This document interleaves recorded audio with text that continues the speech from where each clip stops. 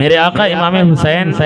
جب ولید ابن عقبہ کے دربار سے لوٹے تھے، نانا جان کے روزے پہ نظر پڑی، عرض کرتے ہیں نانا یزید کا خط آیا، امیر معاویہ کا انتقال ہو گیا، یہ اس نے کہا ہے کہ فلاں فلاں سے بیعت لی جائے، اور بیعت نہ اگر کریں وہ تو فوراً انہیں قتل کر دیا جائے۔ نانا میں مشورہ کس سے لے لوں؟ میرے آقا کے روزے انور سے روحانیت کے اعتبار سے آواز آئی تھی، بیٹا حسین میں نہیں ہوں نہ صحیح، باپ نہیں ہے نہ صحیح، ماں نہیں ہے نہ صحیح، بھائی نہیں ہے نہ صحیح، جاؤ زینب سے اور زینب سے مشورہ لے لو۔ اللہ،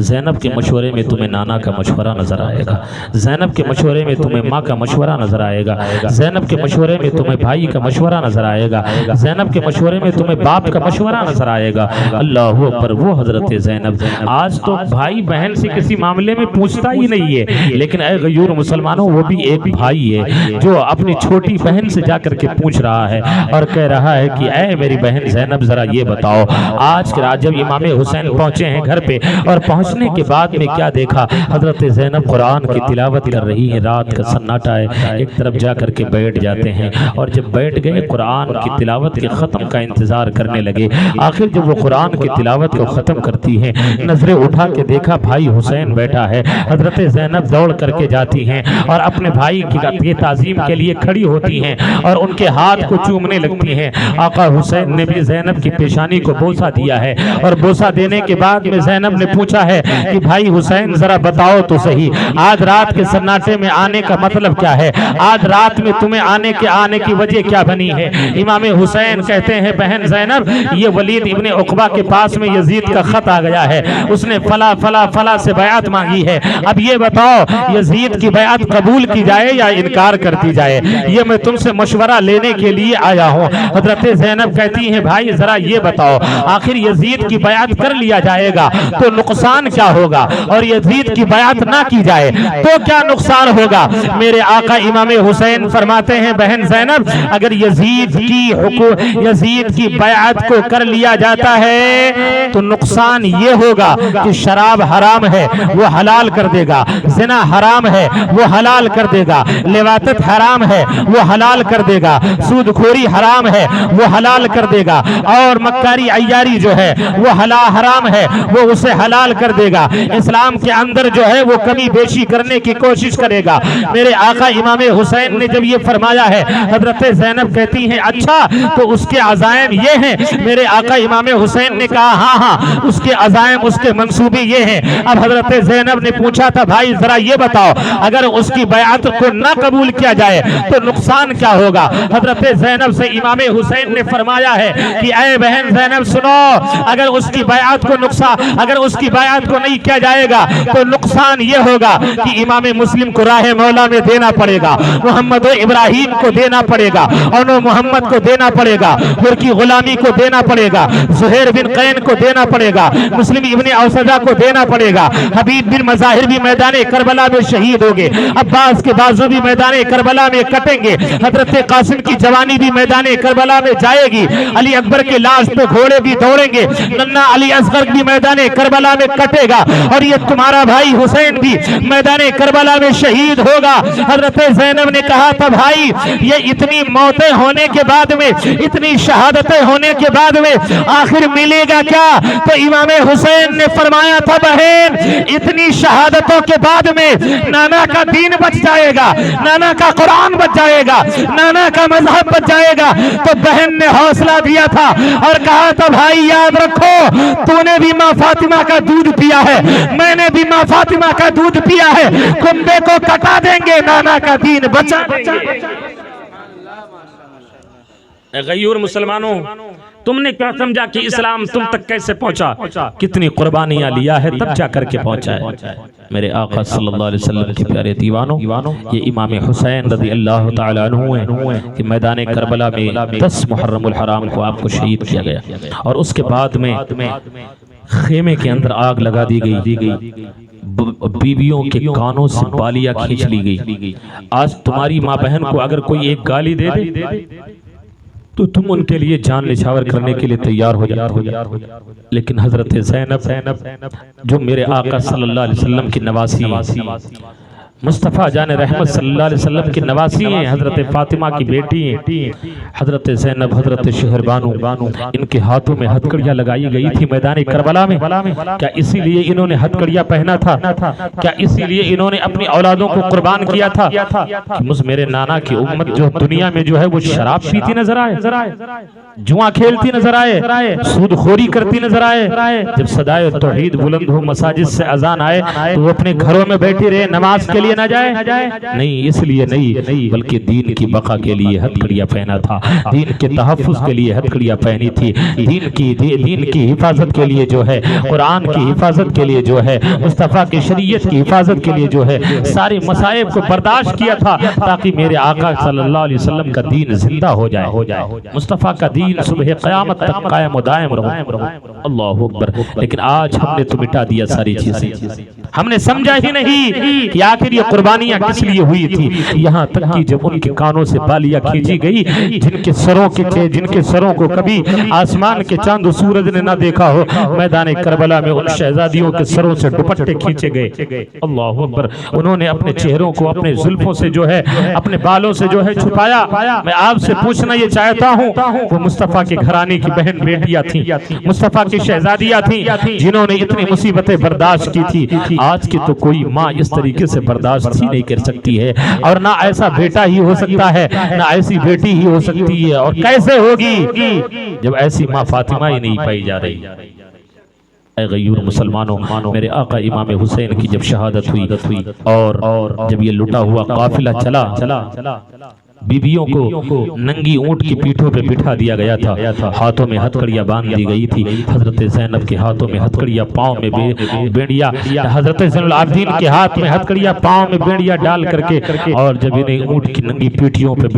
پہ بٹھایا گیا ہے، اور میدان کربلا سے جب گزر ہوا تھا، حضرت زینب کا دیکھا یہ میرے دونوں شہزادے اور محمد کا لاشا پڑا ہے، یہ میرے بھتیجے قاسم کا لاشا پڑا ہے، یہ میرے بھتیجے علی اکبر کا لاشا پڑا ہے، یہ ننھا علی اصغر پڑا ہوا ہے، یہ محمد و ابراہیم، یہ عنو محمد پڑے ہوئے ہیں، یہ حبیب بن مظاہر پڑے ہوئے ہیں، یہ عباس بن علی پڑے ہوئے ہیں، یہ ابو بکر بن علی پڑے ہوئے ہیں، یہ عثمان بن علی کا لاش مبارک پڑا ہوا ہے۔ اللہ اکبر۔ اے غیور مسلمانوں، حضرت زینب نے دیکھا تھا جب ان کی نظر آقا امام حسین کے لاش پہ پڑتی ہے، اللہ اکبر، ایک بہن کا دل اپنے بھائی کے تعلق سے کتنا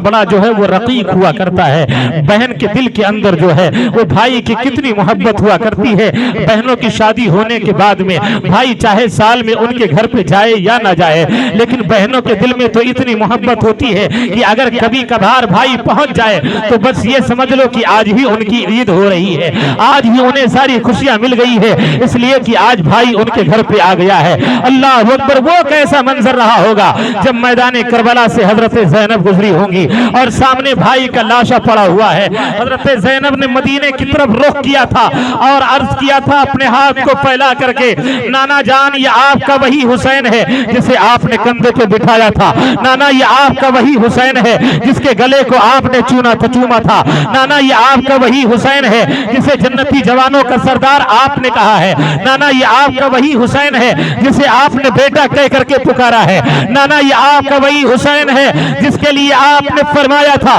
حسین منی وانا من الحسین، میں حسین سے ہوں، حسین مجھ سے ہیں، نانا یہ آپ کا وہی حسین ہے جو جنتی جوانوں کا سردار تھا، سردار جس کو آپ نے فرمایا ہے آج میدان کربلا میں بے گور و کفن پڑا ہے، کم سے کم دیکھ تو لیں یہ آپ کا شہزادہ ہے، آپ کے دین کے لیے، آپ کے قرآن کے لیے، آپ کے مذہب کے لیے، آپ کے احکام کے لیے اپنی جان کو دے دیا ہے۔ اور حضرت زینب نے ایک آواز لگائی تھی، واہ محمد آ، واہ محمد آ۔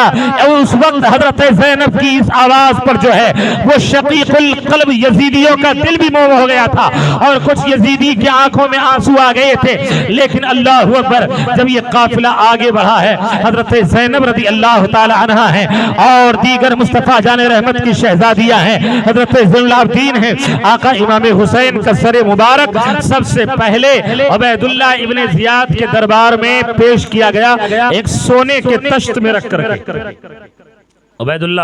ابن زیاد کے ہاتھ میں ایک چھڑی تھی، وہ مارنا شروع کرتا ہے، آپ کے لب مبارک پہ مارنا شروع کیا، کبھی پیشانی پہ مارتا ہے، کبھی ہونٹوں پہ مارتا ہے، کبھی رخسار پہ مارتا ہے۔ میرے آقا کے ایک صحابی تھی، انہوں نے گرج کے فرمایا ابے ظالم تو کتنا بڑا نمک حرام ہے، مصطفیٰ کے شہزادے کو شہید بھی کر دیا، اور پھر اس کے بعد میں ان کے لبوں پہ اپنی چھڑی لگا رہا ہے، ان کی پیشانی پہ اپنی چھڑی لگا رہا ہے۔ یاد رکھ، میں نے ان لبوں کو آمنہ کے لال کو چومتے دیکھا ہے، میں نے ان پیشانیوں کو مصطفیٰ جان رحمت کو چومتے دیکھا ہے۔ عبیداللہ ابن زیاد جو ہے یہ اعلان کروایا کہ سارے لوگ مسجد میں جمع ہو جائیں۔ پھر جب سارے لوگ مسجد میں جمع ہو گئے تو یہ منبر پر گیا، اور جانے کے بعد میں کہتا ہے اے لوگوں سنو، اللہ نے حق کو فتح دے دیا ہے، اللہ نے حق کو جو ہے وہ فتح دے دیا، اور ناحق کو اللہ نے شکست دے دیا ہے۔ یعنی عبیداللہ ابن زیاد نے اپنے آپ کو حق پر بتایا،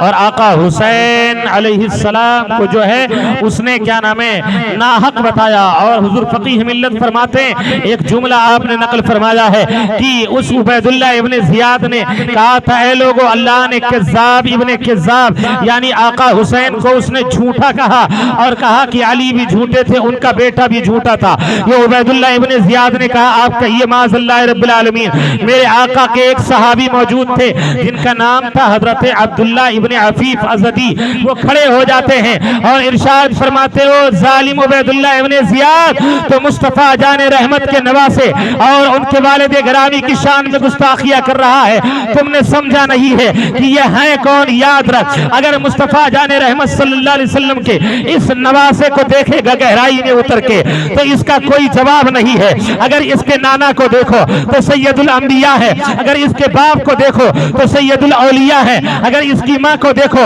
تو جنتی عورتوں کے سردار ہیں، اگر ان دونوں بھائیوں کو دیکھو تو جنتی جوانوں کے سردار ہیں۔ پتہ کیا چلا؟ اگر ان کے نانا کو دیکھو تو نور ہے، ان کے باپ کو دیکھو تو نور ہے، ان کی ماں کو دیکھو تو نور ہے، ان بھائیوں کو دیکھو تو نور ہے۔ تبھی تو اعلیٰ حضرت فرماتے ہیں تیری نسل پاک میں ہے بچہ بچہ نور کا، تو ہے عین نور تیرا، سب گھرانہ نور کا، نور کی سرکار سے پایا دوشالہ نور کا، ہو مبارک تم کو ذوالنورین جوڑا نور کا۔ اللہ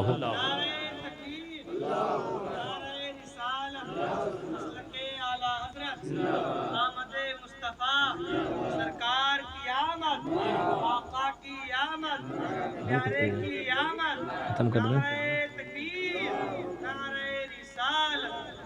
غیور مسلمانوں، میدان کربلا کبھی تم نے سنا ہی نہیں سی۔ کربلا ہے کیا؟ کربلا کی تاریخ اتنی عظیم تاریخ ہے کہ اگر اسے آپ سنیں گے تو ایسا لگے گا کہ آج بھی ابھی چند دن ہوئے اس جنگ کو ہوئے، لیکن صدیہ گزر گئی، آقا امام حسین کا نام آج بھی زندہ ہے۔ لوگوں نے سمجھا تھا کہ مٹا دیا، یزیدیوں نے کیا سمجھا تھا کہ ہم نے تو حسین کو شکست دے دیا، لیکن ہارتا کون ہے؟ جو اکھاڑا چھوڑ کے بھاگ جائے، جو اکھاڑا چھوڑ کے بھاگ جائے، اور جیتتا وہ ہے جو اکھاڑے میں سینہ تان کے کھڑا رہے۔